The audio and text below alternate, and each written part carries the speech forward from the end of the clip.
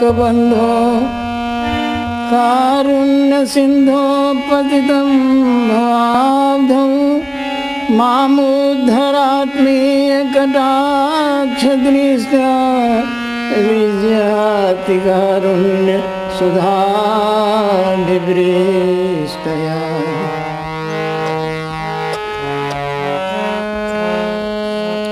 जयतु सा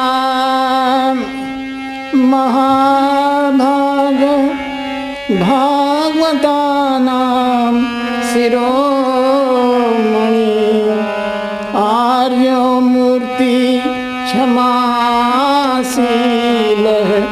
गुरुसेवा परायण सरलचित्तो दयासिन्धो गुरुदेवे समर्पितः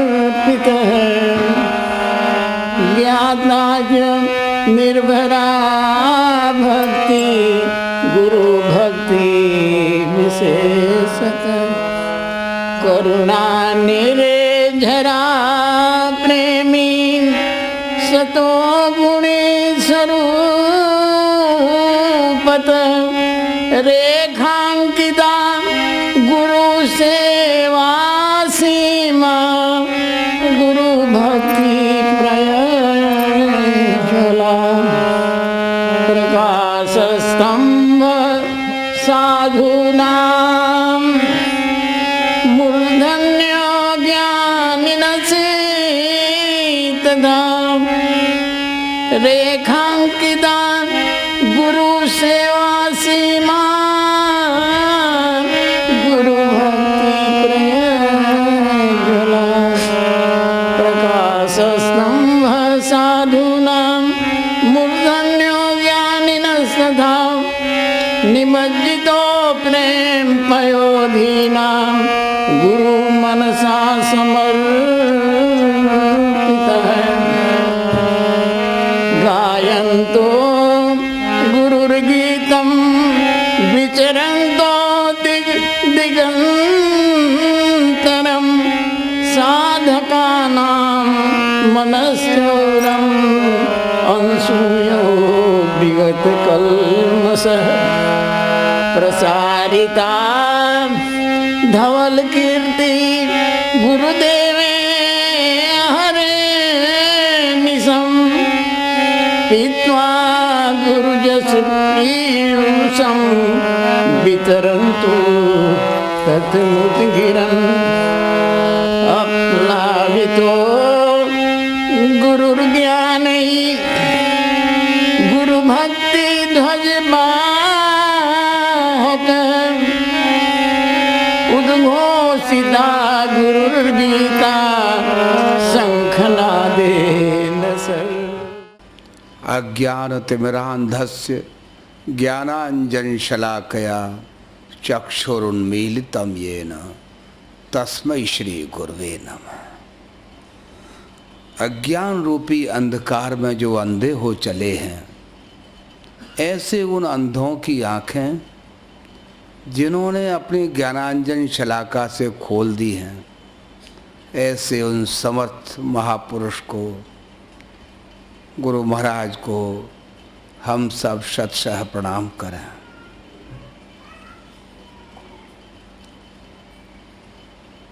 ये संसार क्या है?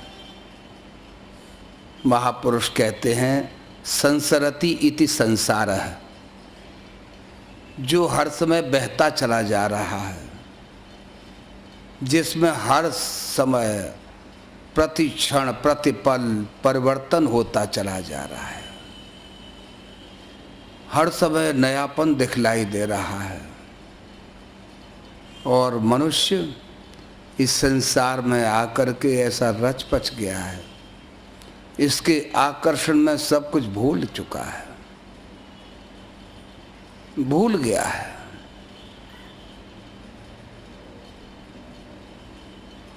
बड़ी एक बोध कथा आती है। एक मनुष्य अपनी छाया को पकड़ने के लिए दौड़ रहा है। छाया बड़ी तेजी से भागी जा रही है मनुष्य और वेग से भागता है, छाया उतने और अधिक वेग से भागी जा रही है। लथपथ हो चुका है, शरीर से पसीना आ रहा है, घबरा रहा है, छाया पकड़ने में नहीं आ रही है। आवाज आती है, अरे मूर्ख मनुष्य, क्या किसी ने अपनी छाया आज तक पकड़ पाई है? तू इसके पीछे क्यों भाग रहा है? लौट और उस प्रकाश स्तंभ की तरफ चल। मनुष्य लौट पड़ता है, प्रकाश स्तंभ की तरफ चलने लगता है। अब वो छाया उसके पीछे भागने लगती है। ज्यों ज्यों वो प्रकाश की ओर वो जाता है, वैसे ही वो छाया भी उसके पीछे पीछे लगी रहती है। और जब प्रकाश में वो अपने को लय कर देता है, उस प्रकाश स्तंभ में ही समा जाता है, छाया भी उसमें समाहित हो जाती है।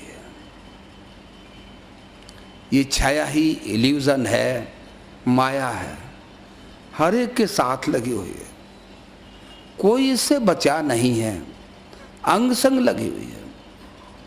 मनुष्य भाग रहा है उसे पकड़ने के लिए, पकड़ा ही नहीं दे रही है। हो तो पकड़ा ही दे। माया का अर्थ ही है माँ माने नहीं, या माने जो है नहीं। क्या कभी किसी ने माया का स्वरूप देखा है ही नहीं उसका। लेकिन अज्ञानवश हम भ्रमित हो रहे हैं। पंडित जी महाराज एक बड़ी बढ़िया कहानी सुनाया करते थे। एक फकीर जा रहे थे, बड़े अपने मस्त भगवान के ध्यान में चले जा रहे थे। पीछे पीछे एक और चला आ रहा था। एकाएक उनका ख्याल गया कि पीछे कौन चला आ रहा है मेरे। देखा बिल्कुल हम शक्ल वैसा ही दिखलाई दे रहा है जैसा वो स्वयं है। पूछते हैं, अरे मियाँ तुम कौन हो? कहता है, मैं शैतान हूँ। तुम मेरे पीछे क्यों लगे हुए हो? कि ऐसा है, मैं साधारण मनुष्यों के तो सामने रहता हूँ, महापुरुषों के पीछे पीछे लगा रहता हूँ। क्योंकि साधारण मनुष्य तो हर समय मेरे बुलावे में आ जाते हैं, महापुरुष कम आ पाते हैं। इसलिए मैं उस फिराक में रहता हूँ, कब ये गफलत में आए और मैं अपना काम कर लूँ। वो कैसे? कि देखिए, जब आप भोजन करते हैं तो बड़ा स्वाद आता है, भूल जाते हैं, मेरा काम बन जाता। उस स्वाद में आप अटक गए, उस परमात्मा से अलग हो गए। जब आपकी कोई तारीफ करता है तो आपका अहम जागृत हो जाता है और मेरा काम बन जाता है। उस समय आप खुदा से अलग हो गए, मैं उसमें प्रविष्ट हो गया।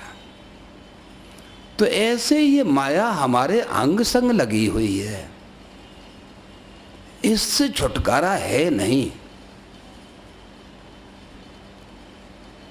शंकराचार्य जी महाराज कहते हैं, यह संसारे अति दुस्तारे, कृपया पारे पाहे मुरारे, भज गोविंदम भज गोविंदम, गोविंदम भज मूढ़ मते। ये संसार बड़ा दुस्तर है, इसको कोई पार नहीं कर पाया है। इसलिए वो कहते हैं कि कृपया पारे पाहे मुरारे, हे परमात्मा, हे मुरारी, मैं आपकी शरण में हूँ, मेरे ऊपर कृपा करें जिससे इस भवसागर से किसी तरह से पार हो पाऊँ। मनुष्य जीवन का लक्ष्य इतना ही है और उस लक्ष्य से हम भटक रहे हैं।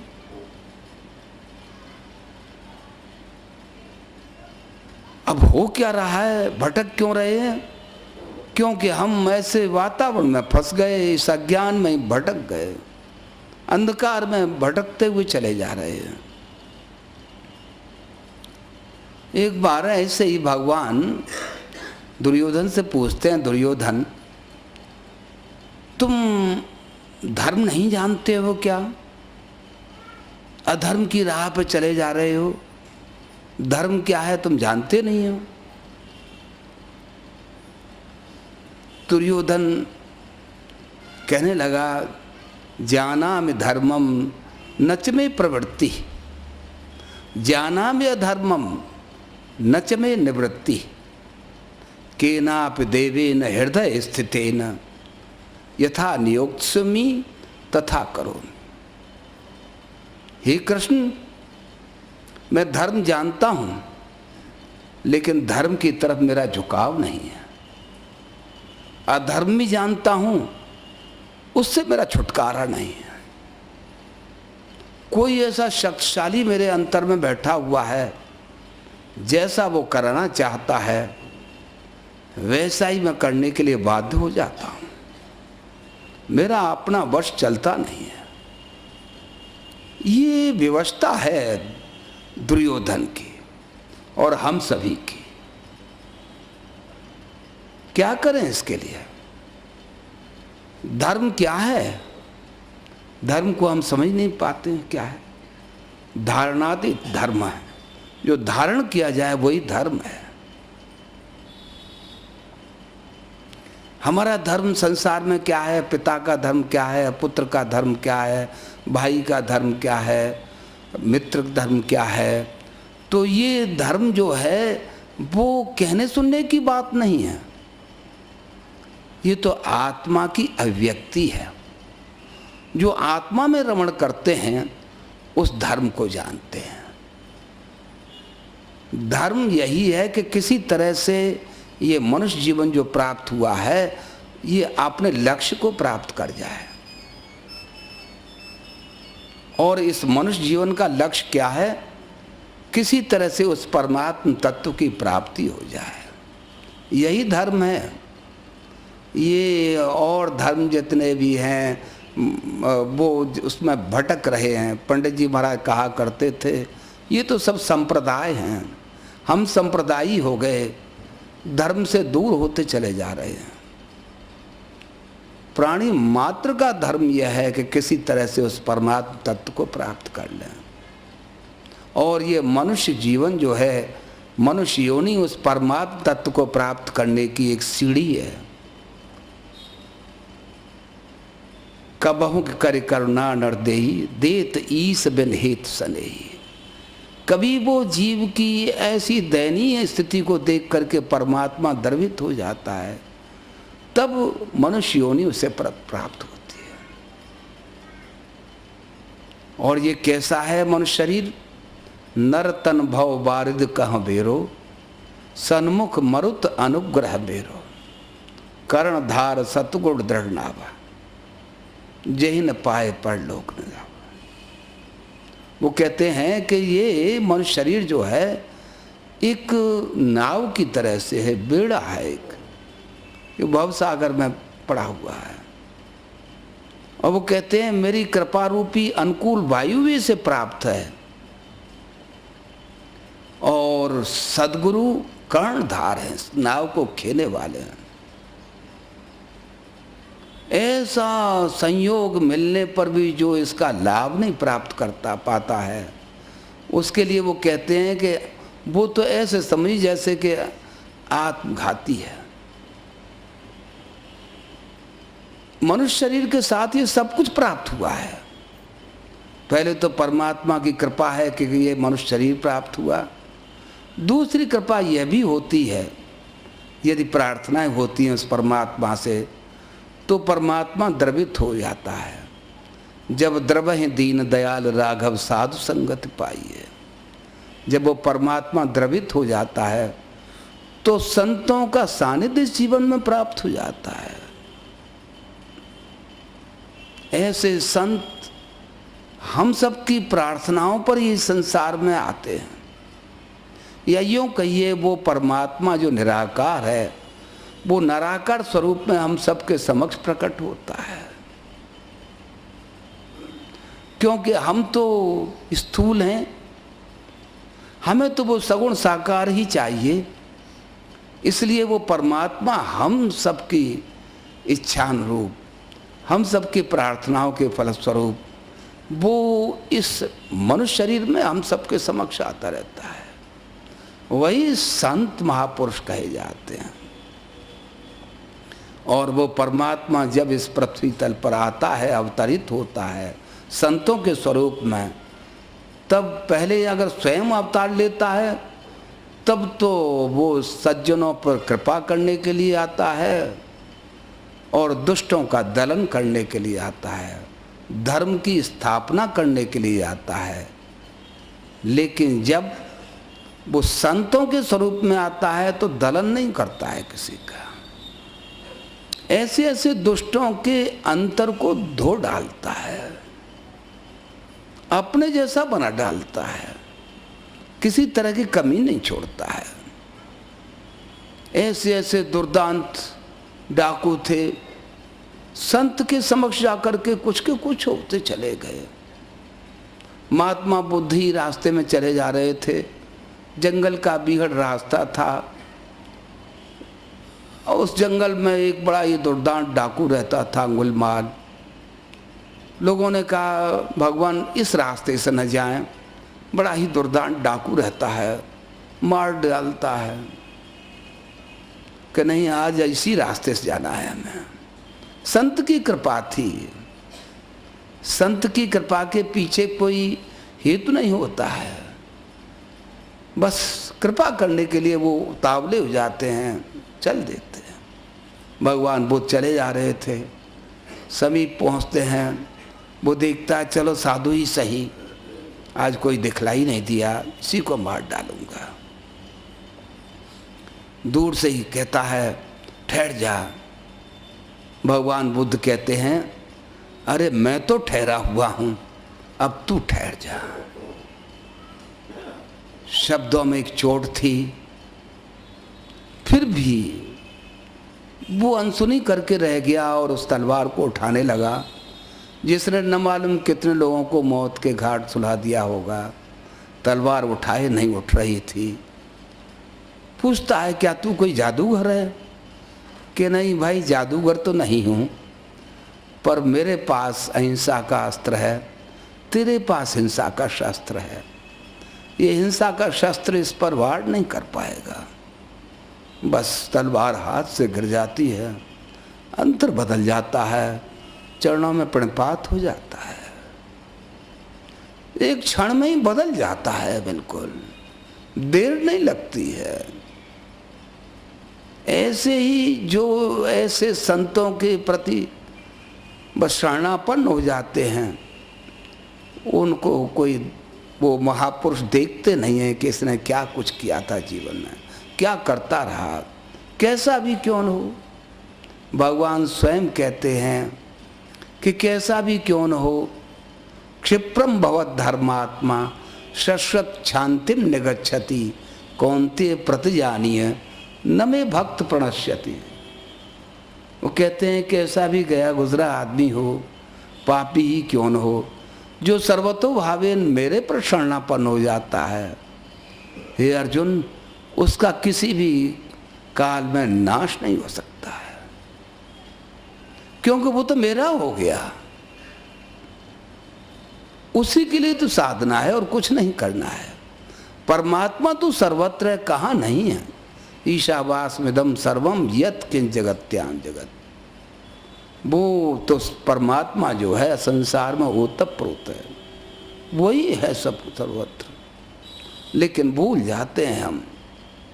इसीलिए गुरु महाराज कहते थे अरे बैठ जाओ उसके सामने, कुछ मत करो। जैसे एक छोटा सा भोला वाला बालक माँ के सामने हो जाता है, कैसा भी धूल दूषित क्यों न हो, कीचड़ में सना हुआ हो, माँ कितने ही स्वच्छ वस्त्र क्यों न पहने हो, तुरंत अपने अंक में समेट लेती है और उसे अपने जैसा पवित्र कर देती है और पिता की गोद में दे देती है कि अरे ये तो बड़ा गंदा था, तुमने तो अपने जैसा बना डाला है। गुरु यही करते हैं, कैसा भी क्यों न हो, उनके समक्ष हो भर जाए, बस उसे अपने जैसा बना करके उस परमात्मा के सामने खड़ा कर देते, द्रवित हो जाता है परमात्मा। महापुरुष यही करते हैं और कुछ नहीं। परम भागवत पंडित जी महाराज यही कहा करते थे कि हम तो पहली बार ही गए गुरु महाराज के समक्ष, देखते ही उन्हीं के होकर के रह गए, सब कुछ भूल गए और उनके जीवन में बस गुरु ही रह गए और कुछ रहा ही नहीं। जो कुछ कहते थे गुरु महाराज की वाणी थी, जो कुछ लिखते रहे बस उन्हीं की कहानी थी, उन्हीं की यश गाथा सर्वत्र फैलाते रहे, चारों तरफ घूमते रहे, न अपने शरीर को देखा न कुछ देखा। तो बस गुरु तो अंतर्यामी होते हैं, पहचान लेते हैं, हाँ ये ठीक, उनसे कोई छुपा नहीं रह सकता है। और ऐसा जो कि परम जिज्ञासु होता है उनकी नज़र में आ जाता है, क्योंकि वो भी तो तलाश कर रहे हैं।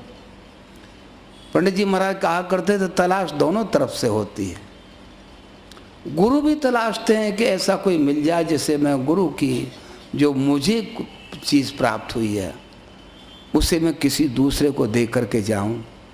उधर शिष्य तो तलाश ही रहा है कि कैसे ये ऐसे समर्थ के दर्शन हो जाएं कि मेरा ये जीवन सफल हो जाए। बस बालक बन जाता है और सब कुछ प्राप्त हो जाता है। अर्जुन से यही तो बन पड़ा था। युद्ध अवश्यम भावी था। महाभारत युद्ध से पूर्व दोनों ही जाते हैं, दुर्योधन भी जाता है और अर्जुन भी जाते हैं भगवान कृष्ण से सहायता प्राप्त करने के लिए। आपने पढ़ा ही होगा कि भगवान कृष्ण शयन में कक्ष में आराम कर रहे थे, सो रहे थे। बस अर्जुन गए, अर्जुन ने देखा कि भगवान के चरणों तले एक आसन है, उस पर जाके बैठ गए, प्रतीक्षारत हो गए कि भगवान कब आँख खोलें और मुझे देखें। उधर दुर्योधन अहमवश देखा उसने भगवान के सिरहाने एक सुंदर आसन है, बस उस पर जाके बैठ गया। भगवान जागते हैं तो सबसे पहले अर्जुन की ऊपर दृष्टि पड़ती है। अर्जुन तुम कैसे आए? उधर से दुर्योधन भी कहता है कृष्ण मैं भी आया हुआ हूँ। कैसे आए आप दोनों? कि युद्ध अवश्यम भावी है, महाभारत होगा, हम सहायता चाहते हैं आपके। दोनों ही सहायता के लिए आए। भगवान कहते हैं पहले मैंने अर्जुन को देखा है, इसलिए अर्जुन तुम मांगो। दो ही विकल्प हैं तुम दोनों के सामने। एक और तो मेरी नारायणी सेना जो अजय है, और दूसरी तरफ मैं नियथा शस्त्र ग्रहण नहीं करूँगा। अर्जुन अब तुम बोलो तुम क्या चाहते हो? उधर दुर्योधन के मन में यह हुआ कि ये अजय नारायणी सेना ले लेगा, मैं क्या करूँगा कृष्ण का। लेकिन अर्जुन भक्त था, ऐसे महापुरुषों का सानिध्य प्राप्त हुआ था। उन्होंने कहा भगवान मैं आपको ही चाहता हूँ कि मैं शस्त्र ग्रहण नहीं करूँगा, ये समझ लो कि नहीं है, मैं आप ही को चाहता हूँ, आप न ग्रहण करें। दुर्योधन बड़ा प्रसन्न हुआ कि ठीक है कृष्ण, ये अजय नारायणी सेना मैं चाहता हूँ। दोनों को चीज़ मिल गई। भगवान अब अर्जुन के सारथी हो जाते हैं। महापुरुष कहते हैं जिसने परमात्मा को सारथी बना लिया जीवन में, और करना भी क्या है, उसी की आवश्यकता है। गुरु सारथी का ही तो काम करते हैं। अर्जुन मोहग्रस्त है और भगवान से यहाँ तक कह देता है कि मेरे ये रथ को तुम दोनों सेनाओं के मध्य में खड़ा कर दो। अर्जुन वो कृष्ण सारथी हैं, लो आज्ञा पालन कर रहे हैं, दोनों सेनाओं के मध्य में खड़ा कर देते हैं। उधर वो देख अर्जुन को मोह प्राप्त हो जाता है, अरे ये तो सगे मेरे संबंधी हैं, बाबा हैं, ताऊ हैं, चाचा हैं, मित्र हैं, भाई हैं, इनके साथ युद्ध में करूं? नहीं, बस अज्ञान घेर लेता है, मोहग्रस्त हो जाता है। अब अर्जुन भगवान से कहता है कि नहीं, युद्ध नहीं करूंगा कृष्ण, चाहे त्रैलोक का साम्राज्य मिल जाए, मैं नहीं करूंगा। वो गांडीव हाथ से गिरने लगता है, शरीर कांपने लगता है। अब देखता है कि मैं किससे क्या पूछूं। सामने भगवान ही दिखाई देते हैं, बस यही कहता है, शिष्य अस्ते हम साधिमाम त्वाम प्रपन्नम, मैं आपका शिष्य हूँ, आप मुझे आदेश दें, मैं क्या करूँ, मुझे उपदेश तो करें।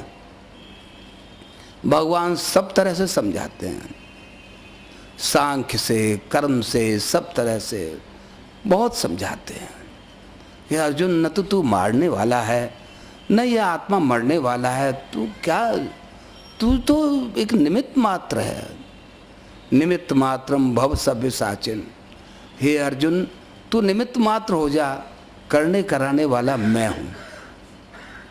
फिर भी ज्ञान नहीं होता है, फिर भी वही प्रश्न पर प्रश्न होते हैं। भगवान यही कहते हैं कि एक ही काम कर, अब तू मन और बुद्धि मुझे अर्पित कर दे। मई अर्पितो मनोबुद्धि, ये मन बुद्धि मुझे अर्पित कर दे। जब मन बुद्धि मेरे हो जाएंगे तो मैं जो चाहूँगा वो तुझसे कराऊंगा। बुद्धि तुझे वही प्रेरित करेगी जो मैं चाहता हूँ, मन तेरा वही कराएगा। बार बार समझाने पर भगवान फिर अर्जुन से कहते हैं कि अर्जुन, अब तो तेरी समझ में आवे वो तू कर। लेकिन गुरु फिर दयाद्र हो जाते हैं, तब फिर कहते हैं कि अर्जुन अब फिर सुन ले, तू तेरे हित के लिए कह रहा हूं मैं, अब तू एक ही काम कर, मन मना भव मद भक्तो मद्याजी माम नमस्कुरु। तू अब मुझ में मन वाला हो जा, ये मन मुझे सौंप दे, तू मुझ में जुड़ जा। भक्त और विभक्त जो उसमें जुड़ गया वो तो बस कृतार्थ हो गया। अज्ञानवश हम अपने को अलग समझ रहे, इसलिए भगवान कहते हैं तू इस अज्ञान को छोड़ करके मुझ में जुड़ जा, मुझे मिल जा, मुझी को मान, मुझी को प्रणाम कर। बस यही है। और अर्जुन से यह भी नहीं हो पाता है, तब वो गुरु कृपा करते हैं और यहाँ तक कहते हैं सर्वधर्मान परित्यज्य मामेकम शरणम व्रज अहम त्वा सर्व पाप्यभ्यो मोक्षयिष्यामि मा शुचः। तू दुखी मत हो, धर्म और अधर्म तेरी समझ में आएगा नहीं, जैसे दुर्योधन की समझ में नहीं आ रहा था। भगवान अपनी स्थिति में ले जाते हैं। मामेकम शरणम व्रज, मामेकम मुझ एक की शरण में आ जा, तू इधर उधर मत देख। सूरदास जी लिखते हैं कि इत उत देखत जन्म गयो। हमारा जन्म जो है, जन्म जन्मांतर इधर उधर देखने में चला जाता है, उसकी तरफ कहाँ देख पाते हैं। इसलिए भगवान कहते हैं मामेकम, मुझ एक की शरण में तू आ जा, तो बस तुझे फिर कुछ करना ही नहीं। और भक्त को भगवान अपनी स्थिति में ले जाते हैं, शरणापन्न करा लेते हैं अपने प्रति। गुरु महाराज लिखते हैं कि शरणापन्न होना मामूली बात नहीं है, कौन अपने को सौंप पाएगा। गुरु ही कृपा करते हैं, तब अपने पर शरणापन्न करा लेते हैं। यहाँ पर भगवान कृपा करते हैं और अपने स्थिति में ले जाते हैं। राग द्वेष से अर्जुन ऊपर चले जाते हैं, तब पूछते हैं कि अब तुम्हारा क्या हाल है। तो वही मोहग्रस्त अर्जुन जो ये कह रहा था मैं युद्ध नहीं करूँगा, इसके लिए मुझे बाध्य मत करिए, दूसरे अध्याय में ही कहा है। तो वही अर्जुन कहते हैं नष्टो मोह स्मृति लब्धा तुत्प्रसादात् मया अच्युत। हे अच्युत, हे परमात्मन, आपकी कृपा से मेरा मोह जो था नष्ट हो गया है। मोह क्या था? मैं मोहरूपी दलदल में फंसा हुआ था, अपने मित्रों को, अपने सब संबंधियों को देख रहा था, सब समाप्त हो गया है। मुझे अपने कर्तव्य की स्मृति प्राप्त हो गई है कि मनुष्य का कर्तव्य क्या है, क्या उसे करना चाहिए, वो आपकी कृपा से प्राप्त हुई। स्थितोस्मि गत संदेह करिष्ये वचनम तब। अब मैं अपनी पूर्व स्थिति में आ गया हूं कि मुझे क्या करना चाहिए। करिष्ये वचनम तब, अब आप जो आज्ञा देंगे वो मैं करूंगा।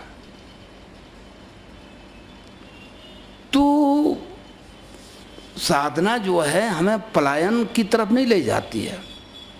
भगवान कहते हैं तस्मात् सर्वेषु कालेषु मामनुस्मर युद्ध च, इसलिए सब काल में तू मेरा स्मरण करता चल और युद्ध भी कर।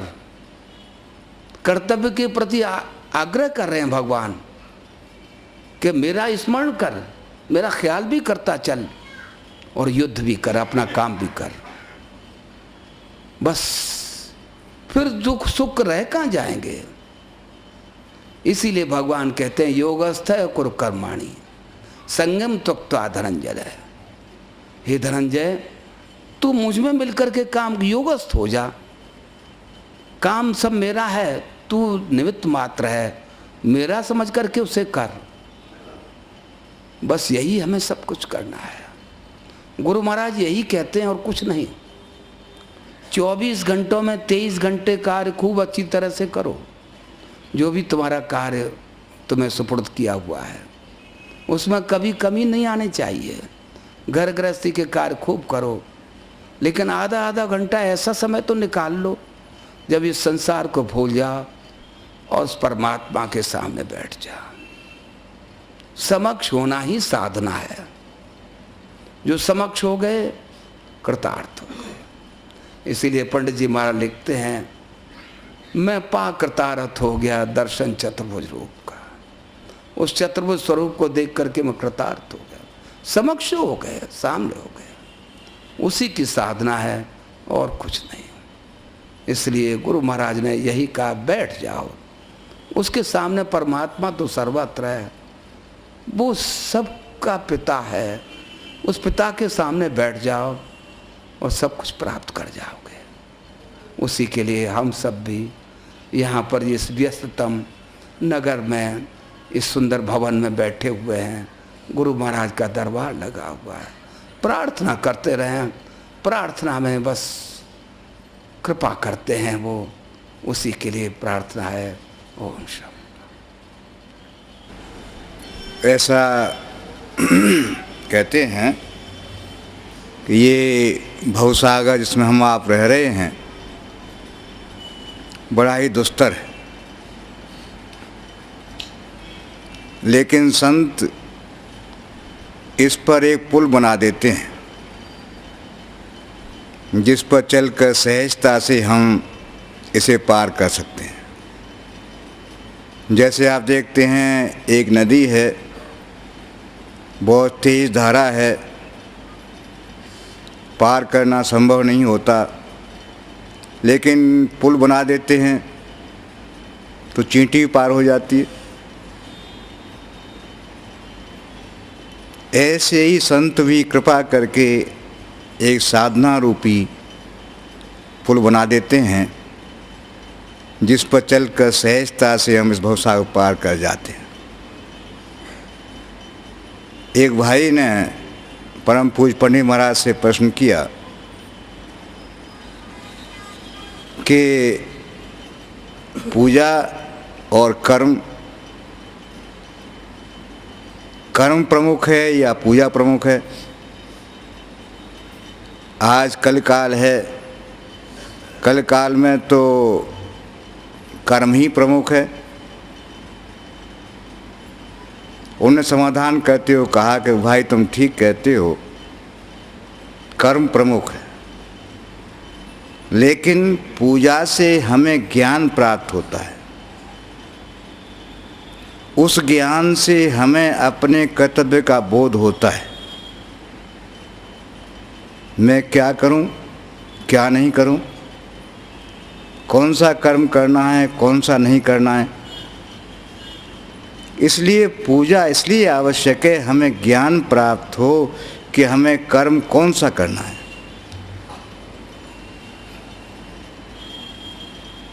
गीता में ही भगवान कृष्ण कर्म का विवरण करते हुए अर्जुन को समझाते हैं। कर्म से, ज्ञान से, सांख्य से कई प्रकार समझाते हैं। अर्जुन कहता है हे कृष्ण, यदि ज्ञान प्रमुख है तुम उसे क्यों कहते हो कर्म करो, मुझे फिर कर्म में क्यों लगाते हो। ज्ञानी श्रेष्ठ है, फिर कर्म की आवश्यकता ही नहीं।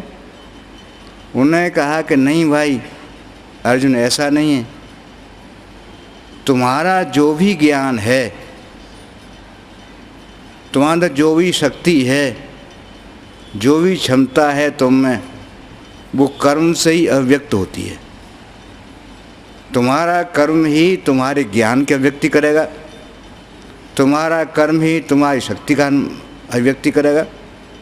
इसलिए कर्म इसलिए आवश्यक है कि तुम्हारे अंदर क्या है उसे स्पष्ट कर सको। आदमी कोई शांत बैठा है, पता नहीं कैसा है, लेकिन जब उसके व्यवहार देखते हैं, अंदर की बात सुनते हैं, ज्ञान की बात सुनते हैं, शांति की बात सुनते हैं, तो विश्वास, हाँ ऐसे ही कर्म आवश्यक है अपने अंदर जो भी है उसकी अभिव्यक्ति के लिए। ज्ञान आवश्यक है, ज्ञान प्रमुख है, लेकिन ज्ञान की भी अभिव्यक्ति हमें कर्म से ही हो सकेगी। कर्म करना है, कर्म से ही हमारे भाग्य का निर्माण होता है।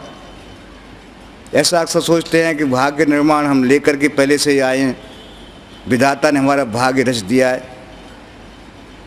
शास्त्र कहते हैं ऐसी बात नहीं है। मनुष्य स्वयं पूर्ण है, अपने भाग्य का निर्माता मनुष्य ही है, कोई बाहर की शक्ति नहीं। एक बार सुंदर उदाहरण आता है, पाणिनि जो व्याकरण के बहुत ही बड़े अधिकारी हुए हैं, बहुत बड़े, जिनका आज भी बहुत कुछ व्याकरण चलता है, पढ़ने में बहुत ही हीन थे, बाल्यावस्था थी, पढ़ने में बहुत ही नहीं चल पाते थे। अध्यापक अक्सर उन्हें मारते ही रहते थे। एक बार कोई प्रश्न पूछा, इनसे नहीं आया, अध्यापक क्रोध आया, कहा हाथ कर आगे, जैसा अक्सर छोटी कक्षा में करते हैं। बालक ने हाथ आगे कर दिया छड़ी खाने के लिए। गुरुजी की निगाह हाथ पर पड़ी, छड़ी रख दी, कहा जा बैठ जा। बालक को बड़ा आश्चर्य हुआ, छड़ी मारने उठाई थी, मुझसे कहा था हाथ आगे कर दो, मैंने हाथ भी आगे कर दिया, फिर ये क्या हुआ कि उन्होंने कहा नहीं जा बैठ जा। बड़ा अफसोस जताते हुए जा बैठ जा। उसने पूछा गुरुजी क्या कारण हुआ, आपने मुझे मारने में बुलाया था, लेकिन मेरा हाथ देखते ही आप कुछ दूसरे भाव में चले गए। उन्होंने क्या करें बेटा, तुम्हारे हाथ में विद्या की रेखा ही नहीं है, विद्या की रेखा ही नहीं, विद्या प्राप्त कैसे करोगे, मारने से लाभ भी क्या होगा तुम्हें।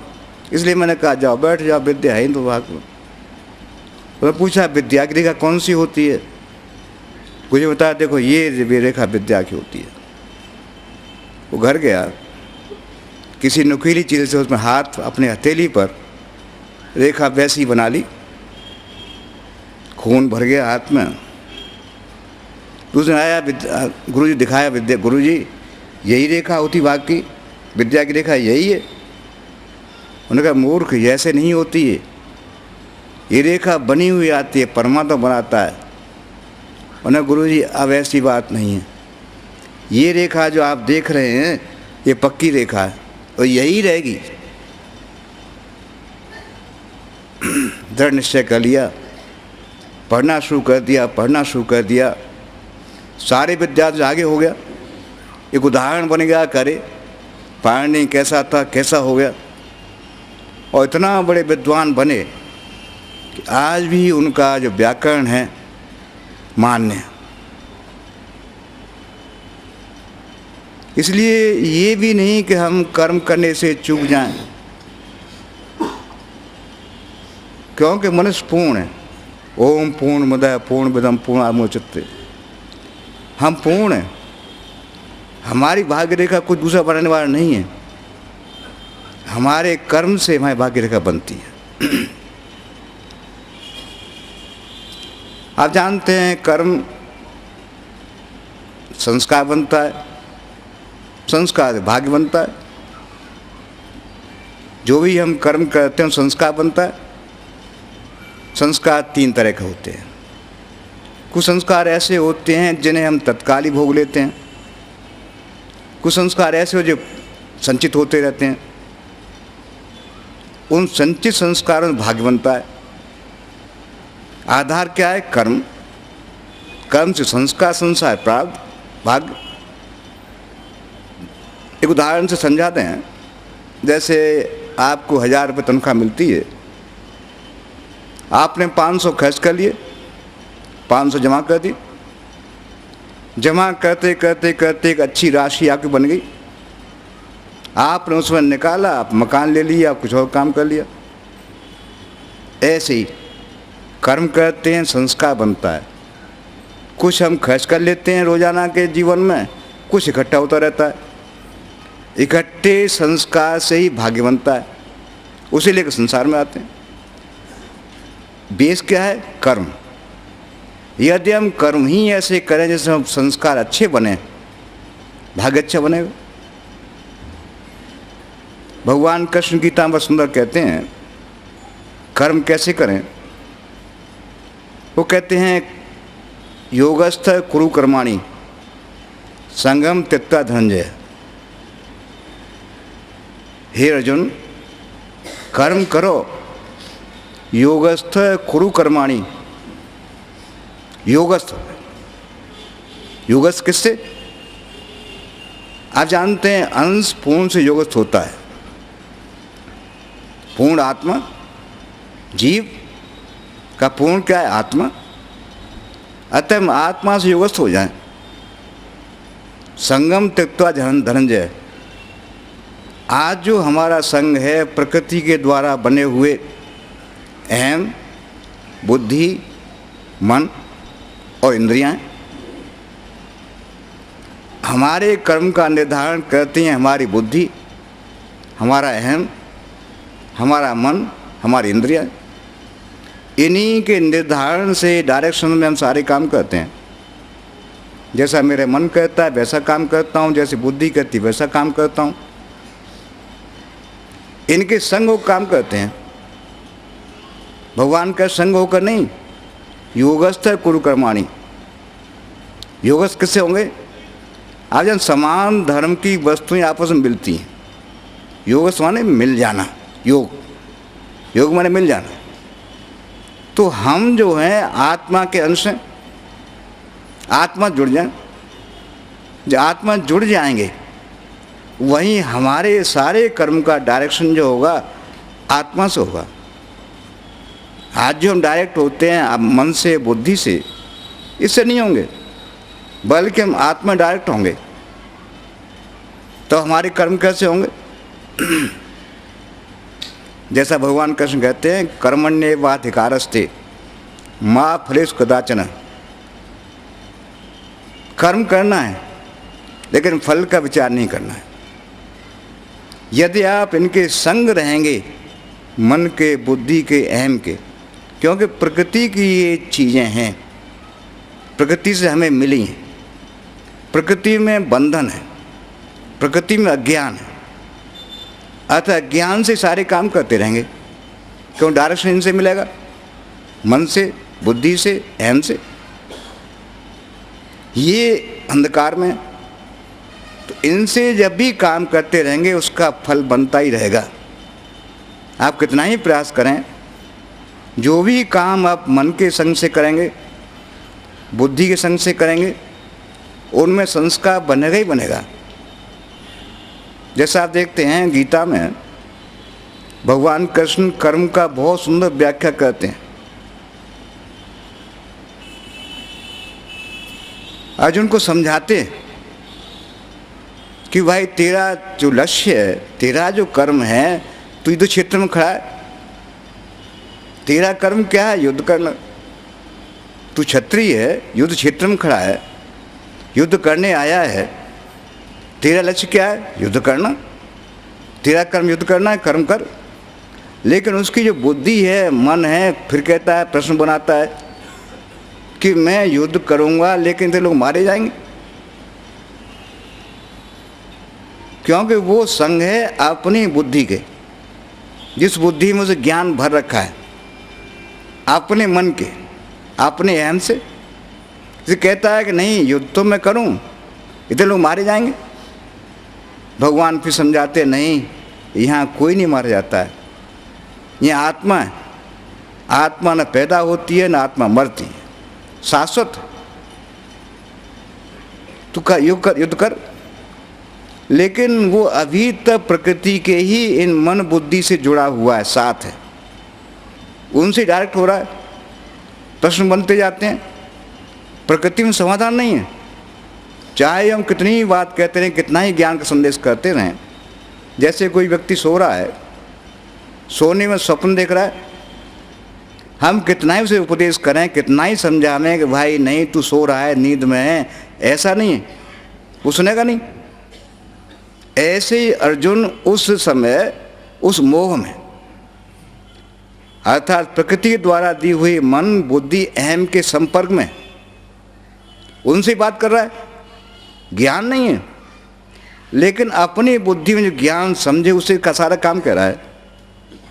भगवान बहुत समझा, 17 अध्याय समझाते हैं, यहाँ तो विराट स्वरूप दर्शन कराते हैं। विराट का दर्शन करने पर भी उसका मोह नहीं जाता। तब भगवान कृष्ण एक अवस्था में ले जाते हैं जहाँ वो कहते हैं भाई तू इस अवस्था से आगे चल जहाँ तेरा योग उस आत्मा से हो जाए,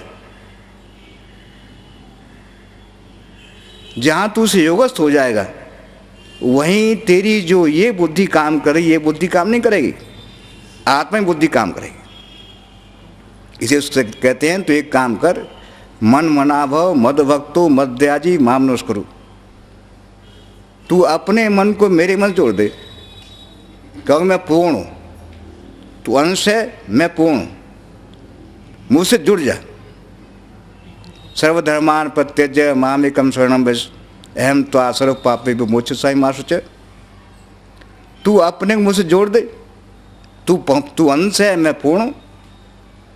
जहाँ वो जुड़ जाता है उस परमात्मा से, उस आत्मा से, जहाँ योगस्थ हो जाता है, वहीं जो बुद्धि अब तक काम कर रही थी अलग हो जाती है, वास्तव बुद्धि जाग जाती है।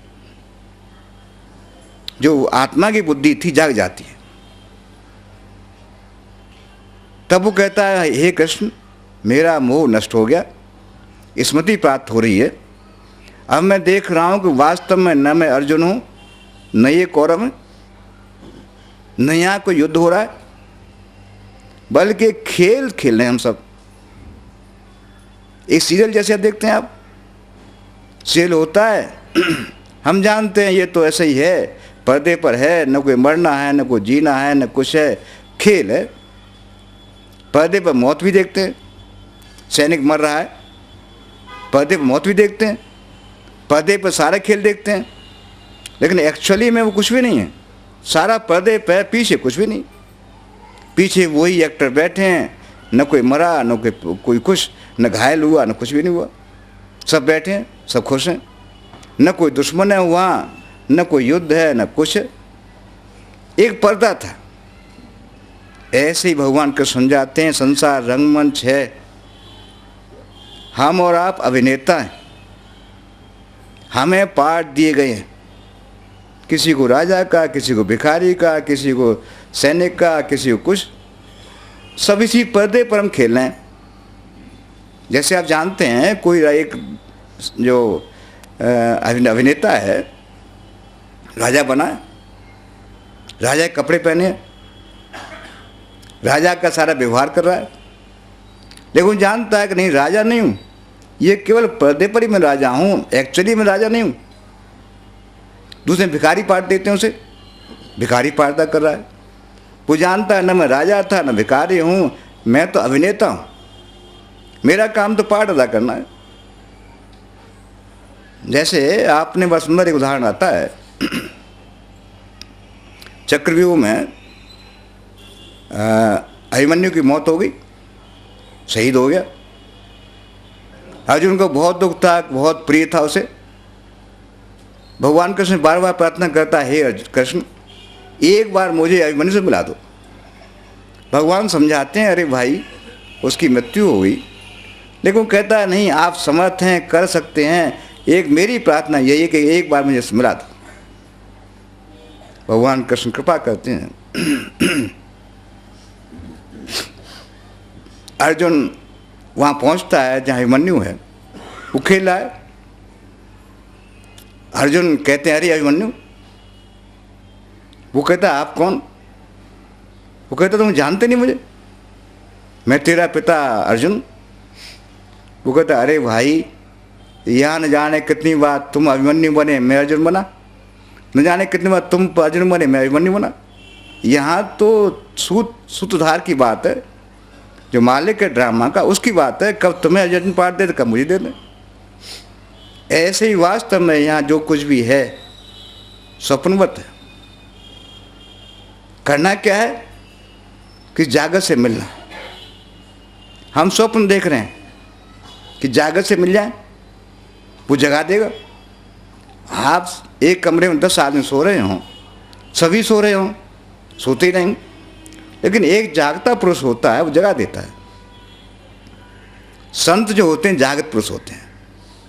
इसलिए आवश्यक संत, ये कहा गया है कि ये अत्यंत आवश्यक है जीवन में किसी संत के शरण में चले जाए।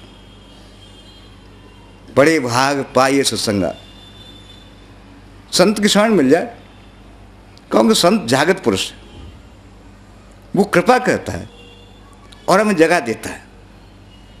उसके जागरण से क्या होता है, हम उस आत्मा से योगस्थ हो जाते हैं। जहाँ जगाया उससे योगस्थ हो गए।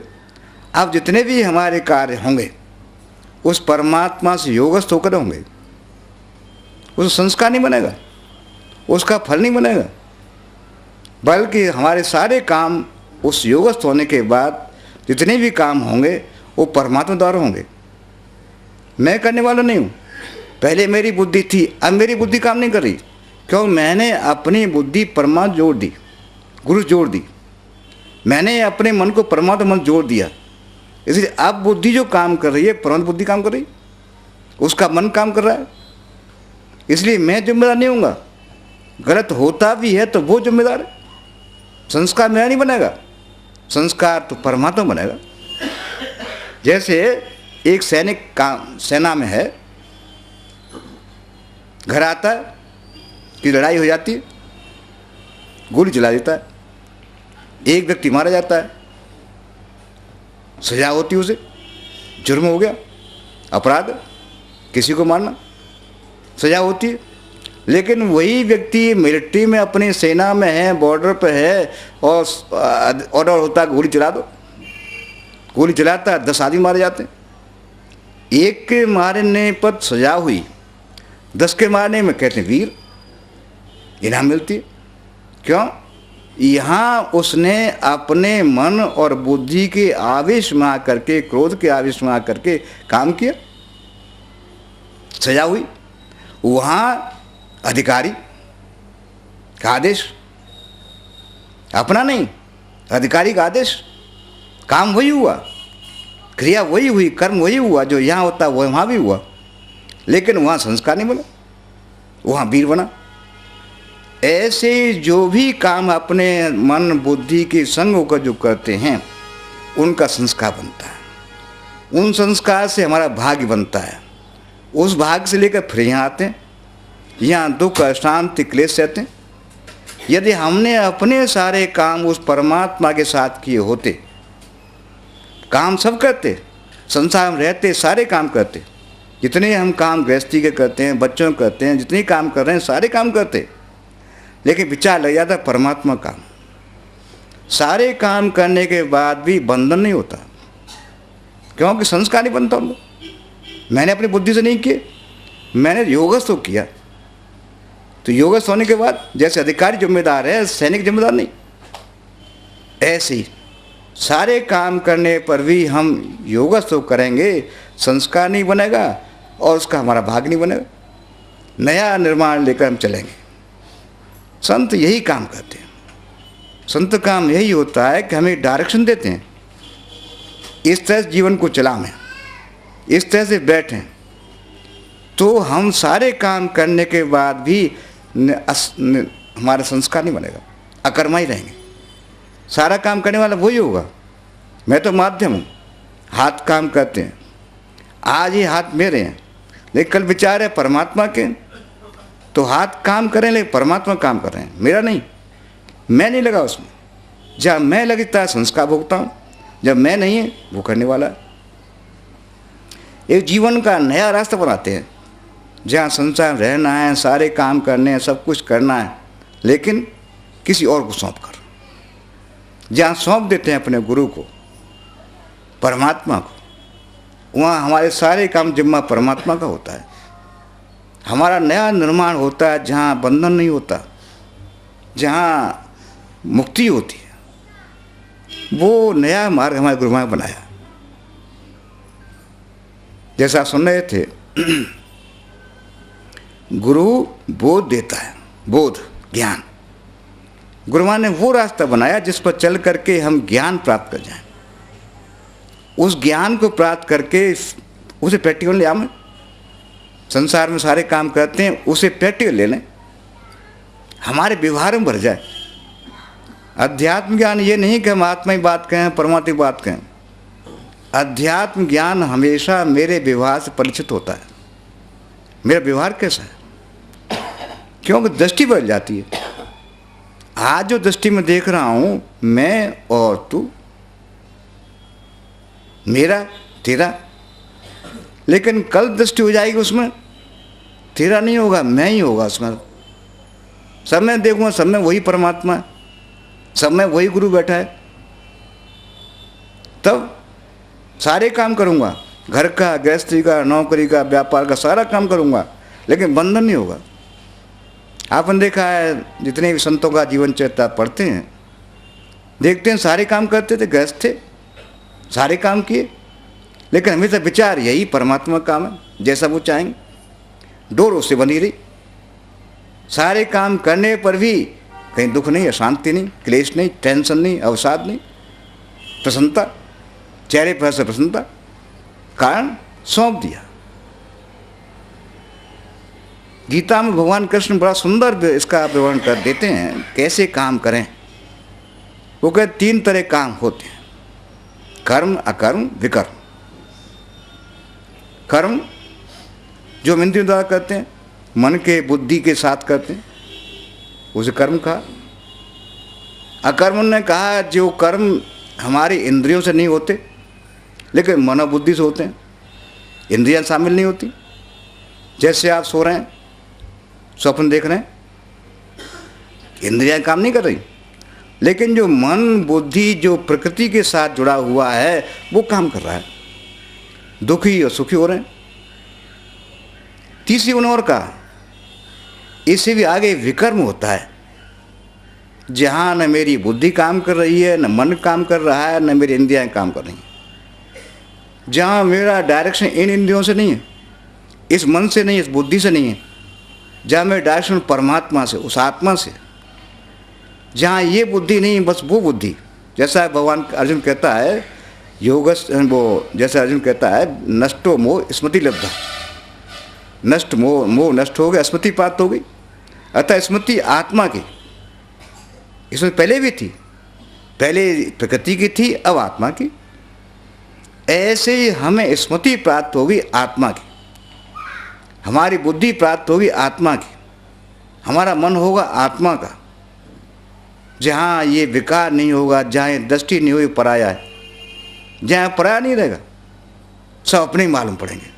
ये जो हमने मर्यादाएं, जो हमने रेखाएं बना रखी हैं, दीवारें बना रखी हैं, जाति की, धर्म की, संप्रदाय की, ऊंच की, नीच की, धनी, निर्धनी, ये सारी ढह जाएंगी। जहाँ सब एक स्थान पर खड़े होंगे, खुले आसमान में खड़े होंगे, जहाँ न मैं होगा, न तू होगा, न धनी होगा, न धर्म होगा, न संस्कार, कुछ भी नहीं होगा। वो स्थान जहाँ, जिसे हम स्वर्गलोक कह लें, जहाँ गोलोक कह लें, जहाँ ऐसे कुछ भी उसका नाम दे दें, मुक्ति कह लें, उस अवस्था में पहुँच जाएंगे। हमारे गुरु महाराज ने मुक्ति का वो नहीं कहा कि मरने के बाद मुक्ति प्राप्त होगी। उन्होंने कहा नहीं, जीवन में, इसी जीवन में, जीवन रहते ही आप महसूस करें हाँ मुक्त, जहाँ कोई चिंता नहीं है आपको, जहाँ कोई टेंशन नहीं, चेहरे पर हंसन प्रसन्नता है, अंतर में सहजता है, ये अवस्था प्राप्त हो जाएगी सहज में, इसी ज़िंदगी में।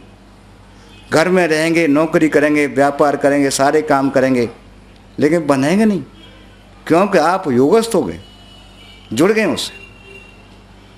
उसी के लिए मार्ग दिया। और कितना सहज होगा, जैसे मैं विकर्म सहज कर्म, इतना सहज हम मालूम ही नहीं पड़ता। सारे काम करेंगे बुद्धि के द्वारा, उसी बुद्धि जुड़े हुए, आत्म बुद्धि जुड़े हुए, लेकिन कितनी सहजता से मालूम ही नहीं होगा।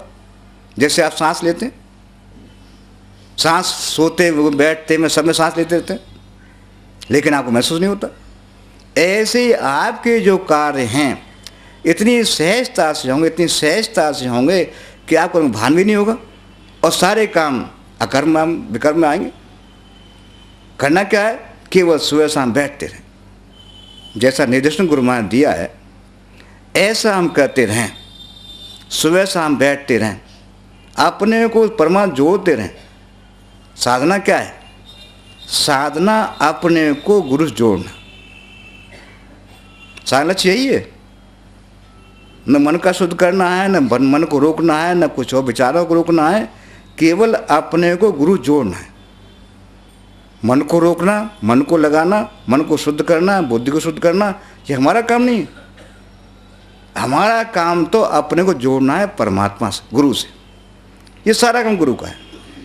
गुरु ही आपको मन को शांत करेंगे, गुरु ही आपकी बुद्धि को बदलेंगे, गुरु ही आपको नई अवस्थाएं देंगे। ये सारा काम गुरु का होता है, हमारा काम जोड़ना है। जैसे आप देखते हैं नाला बह रहा है, एक नदी बह रही, साथ साथ दोनों बहते रहें, मीलों बहते रहें। नाले का पानी नाले का ही रहेगा, नदी का पानी नदी का रहेगा। लेकिन जहाँ नदी जुड़ जाएगी, जहाँ नदी में जुड़ जाएगा नाला, वही नदी उस नाले को अपने समेट लेगी, उस गंदे पानी को धोएगी, साफ करेगी, अपना बहाएगी, उसमें जितनी भी बदबू उसे निकाल देगी, पानी एक हो जाएगा, नाम नदी का हो जाएगा, नाला नहीं रहेगा, नदी का नाम हो जाएगा। और धीरे बहते बहते भाषा मिल जाएगी। कितनी सरलता से, कुछ भी नहीं करना पड़ा, केवल जुड़ना है, साथ नहीं जुड़ना है। इसलिए अपने को ये नहीं समझें कि मैं 50 साल सत्संग जाता हूँ। जुड़ा कब से, खास बात ये कि हम जुड़े कब से। जुड़े नहीं है, संग बहते रहें आप, बरसों बहते रहें, कोई फर्क नहीं पड़ेगा। जुड़ना है, साधना काम क्या है, जोड़ना हमें। धीरे धीरे जैसे आप बताया गया कैसे बैठे, गुरु का प्रकाश आ रहा है, ये प्रकाश हमें जोड़ता है गुरु से। ये प्रकाश गुरु की शक्ति है, हमें जोड़ता है। धीरे धीरे हमारे मन को जोड़ता है, बुद्धि को जोड़ता है, अहम को जोड़ता है, इनके विकार निकलते जाते हैं। हम में श्रद्धा पैदा होती है, विश्वास पैदा होता है, हम ही समर्पण कर देते हैं, आप जैसे चाहें तैसे कर दें, तब गुरु नया निर्माण कर देता है। आप देखते हैं जो सुन रहे थे, ये पत्थर पड़ा है, किसी काम का नहीं, लेकिन तराश दिया, मूर्ति बन गई। वही मूर्ति मंदिर में लग गई, प्राण प्रतिष्ठा हो गई, भगवान बन गया। ऐसे साधारण पत्थर भगवान बन गया, किसकी कृपा से, कार्य कृपा से। गुरु कारीगर है, हमें सौंप देना है, जुड़ जाना है। जहाँ सौंप देंगे, जुड़ जाएंगे, तराश देगा, छांट देगा, सुंदर मूर्ति उकार देगा। मनुष्य को भगवान बनाने वाला कोई शक्ति है तो परमात्मा गुरु ही। साधारण व्यक्ति गुरु बनाने, ईश्वर बनाने वाला गुरु है। करना क्या है, जोड़ना। उसी की साधना हमने आपने की है। करना क्या है, सुबह शाम नित्य प्रति हम उसे ध्यान करते रहें तो जुड़ते जाएंगे। समय लगता है। अब विद्यार्थी पहले ही दिन ही चाहे कि मैं बहुत आगे बढ़ जाऊं, किताब पढ़ने को नहीं पढ़ पाएगा, समय लगता है, समय लगेगा। आपकी निष्ठा, आपकी कर्मठता, ये सारे इसमें साथ देंगे। निष्ठा से बैठते रहेंगे, कर्मठ होंगे, हाँ बैठना है, मुझे बैठना है, तो यही आपकी कर्मठता और निष्ठा को बहुत आगे ले जाएगी। आप जुड़ते जाएंगे और आप कुछ दिन में देखें, हाँ जुड़ गए, विचार बदलते जा रहे हैं, श्रद्धा पैदा हो रही है, विश्वास पैदा हो रहा है, ये गुण बढ़ते जाएंगे। आवश्यक यही है गुरु महाराज ने बहुत सुंदर, क्योंकि ये जो साधना है गृहस्थों के लिए, जिन पर समय नहीं, जो अधिक व्यस्त हैं, उनके लिए गुरु महाराज साधना दी कि भाई सुबह शाम आधा घंटा समय निकालो। 23 घंटे संसार सारे काम करें, लेकिन आधा घंटा सुबह, आधा घंटा समय निकालो, इसमें बैठ जाए। इसके बाद भी कोई समय बचता है आपका, जो फालतू समय, उसमें कोई काम नहीं, उन्हें फालतू समय को इस्तेमाल कर लो, याद कर लो, उनकी साहित्य पढ़ लो। जो खाली समय बचता है, घंटा 2 घंटे बचते हैं हमारे पास, उनका इस्तेमाल करें। खाली समय ही आपको बर्बाद करने वाला है। Empty mind devils workshop. करना क्या है? खाली समय को सदुपयोग करें। जीवन में कर्मठता लाएं, निष्क्रियता नहीं, कर्मठता लाएं। अपने समय का सदुपयोग करें, क्योंकि जो समय निकल जाता लौट कर नहीं आता। जो भी समय है उसका सदुपयोग करें, अर्थात सुबह शाम साधना करें। समय जो बचता है उसमें स्वाध्याय करें, अच्छा साहित्य का अध्ययन करें, अपना अध्ययन करें कि पहले मैं क्या था अब क्या हूँ, पहले मेरा क्रोध कितना था अब कितना है। एक मापदंड कि पहले मेरा क्रोध कितना था अब कितना है, पहले मेरी ये और जो विकार थे कितने थे अब कितने कम हुए। आप स्वयं देखेंगे, हाँ इनमें कमी आ रही है। अब मुझे पहले क्रोध करता था तो पागल हो जाता था, अब क्रोध आता है लेकिन क्रोध के साथ पश्चाताप आता है, नहीं ये विचार आता है, नहीं ऐसा नहीं करना है, क्रोध नहीं करना है, प्रेम से कहना है। जो भी कहते हैं प्रेम से कहें, आप स्वयं बदलाव देखेंगे, क्योंकि गुरु आप में काम कर रहा है, आपके विकार निकाल रहा है, गुण भर रहा है। इसलिए करना क्या है? सुबह शाम बैठते रहें, जो समय फालतू बचता है उसमें स्वाध्याय करें, साहित्य का अध्ययन करें, और सप्ताह में 1 दिन सामूहिक बैठें। गुरु महाराज ने बहुत विशेष ध्यान दिया कि आवश्यक ये हफ्ते में 6 दिन घर पर करें, 1 दिन ऐसा निकल सामूहिक सत्संग जहाँ होता है वहाँ बैठें। क्योंकि व्यक्ति नहीं, हम व्यक्ति तो हैं लेकिन साथ साथ समाज का अंग है। इस समाज के साथ जोड़ना है। क्रिया अकेले में करें लेकिन साथ साथ समाज के साथ भी करें। हफ्ता में 1 दिन ऐसा निकाल लें जहाँ समाज को लोग बैठते हैं, 4-6 भाई सत्संगी हैं, बैठते हैं, साथ बैठे। कभी कभी जैसा ये आयोजन हो रहा है उसमें बैठें। इससे क्या होगा? व्यक्ति, समाज और सार्वभौमिकता, एक विस्तार आएगा, फैलेंगे आप, और जीवन में देखेंगे कहाँ से कहाँ आ गए। अपने में सिमटा था, बेकार थे, लेकिन जहाँ फैल गया, गंदा पानी रखा है घर में, आपने धारा में डाल दिया, नदी में डाल दिया, आप देखते हैं कुछ देर बाद पानी साफ हो गया, कोई गंदा कहीं था ही नहीं।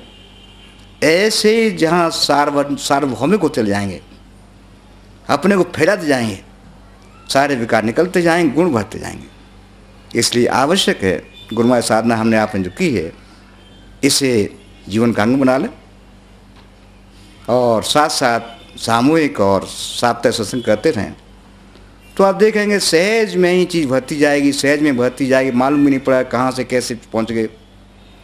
जो अच्छी अवस्था योगी प्राप्त नहीं होती वो आपको प्राप्त हो चली आएगी।